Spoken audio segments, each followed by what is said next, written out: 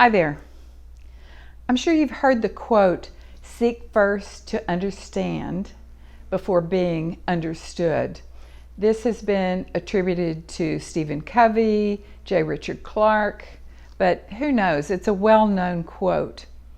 Right now, there are many differing opinions in the news, in our communities, in the workplace, in our families even.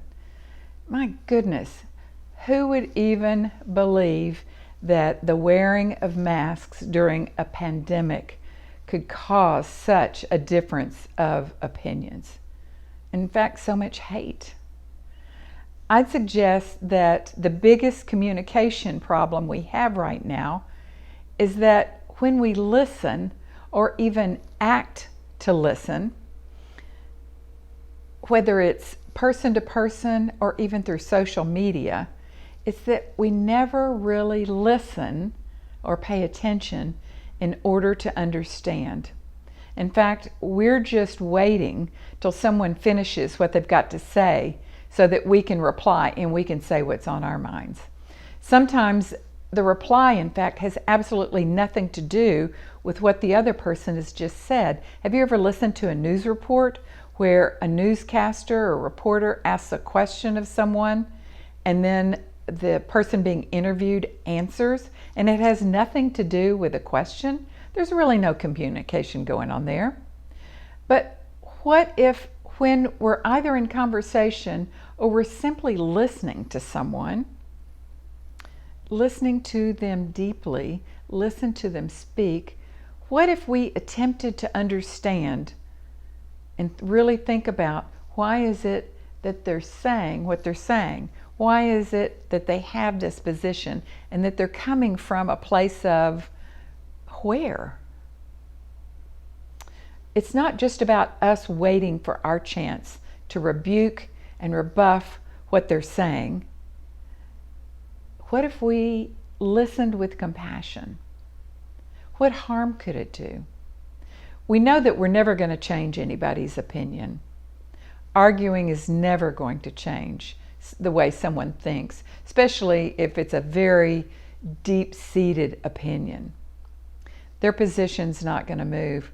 So rather than expend all that energy getting angry and can't wait to respond either in person or on Facebook, someone said something and we can't wait to type out a snarky reply, what if we just let it go and we sought to understand rather than formulating an ugly response?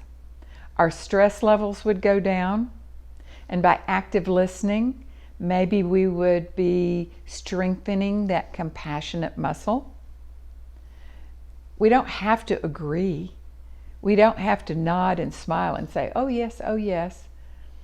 But we also don't have to respond in a negative way.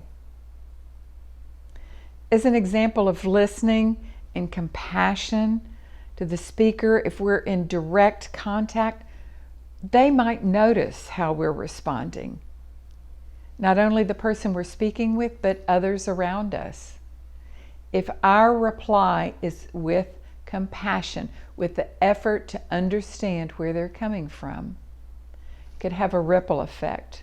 Not only would our stress level be lower, but the person speaking may pay attention and see that we're being compassionate, as well as others around us. It's simple, but it sure isn't easy. Start with your family member or a friend. And with that, I send you peace and love. And remember, if you'd like, subscribe to my YouTube channel, look at my Instagram page, my Facebook page, or go to my website, DeborahColeConnections.com. Let's connect. Let's stay in conversation. Let's seek to understand. And yes, peace and love.